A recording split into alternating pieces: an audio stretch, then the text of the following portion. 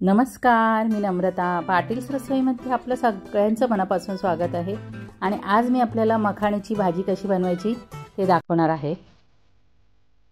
सगळ्यात आधी आपण कांदा परतून घेऊया। तर इथे मी 2 मीडियम साईजचे कांदे घेतले आहेत आणि मोठे मोठे कापून घेतले आहेत आणि कलर चेंज होईपर्यंत कांदा परतून घ्यायचा आहे।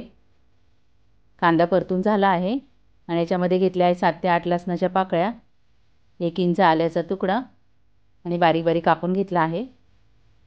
थंड होऊन द्यायचं आहे।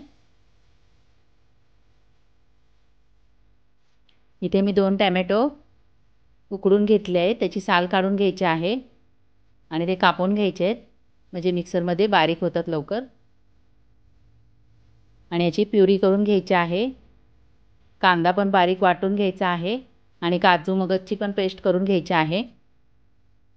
तर मखाणी भाजून घेऊया। तर इथे 1 चमचा घेतला आहे तूप आणि 1 मोठी वाटीभर घेतले आहेत मखाणी आणि चांगले तुपामध्ये कुरकुरीत होईपर्यंत परतून घ्यायचे आहेत। करपवून द्यायचे नाही आहेत, लो फ्लेमवर परतायचे आहेत। मखाणी परतून झाले आहेत आणि बाजूला काढून घ्यायचे आहे। आता भाजी फोडणीला देऊया।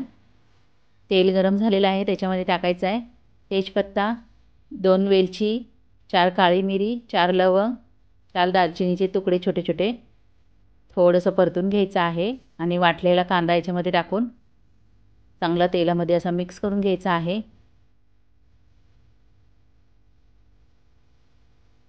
टोमॅटो प्युरी टाकायची आहे। मसाले ॲड करूया। तर पाव चमचा हळद पावडर घेतली आहे, 1 चमचा घ्यायचा आहे जिरा पावडर, 1 चमचा धणा पावडर,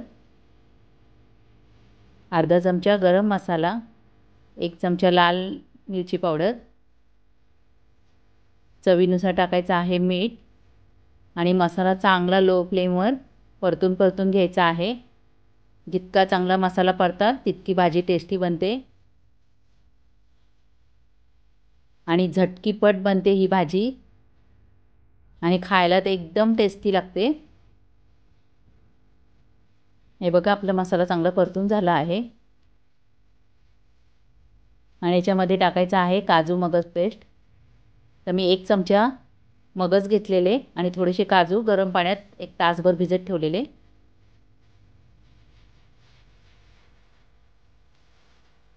आणि हे पण 2 मिनिटं चांगलं परतून घ्यायचं आहे।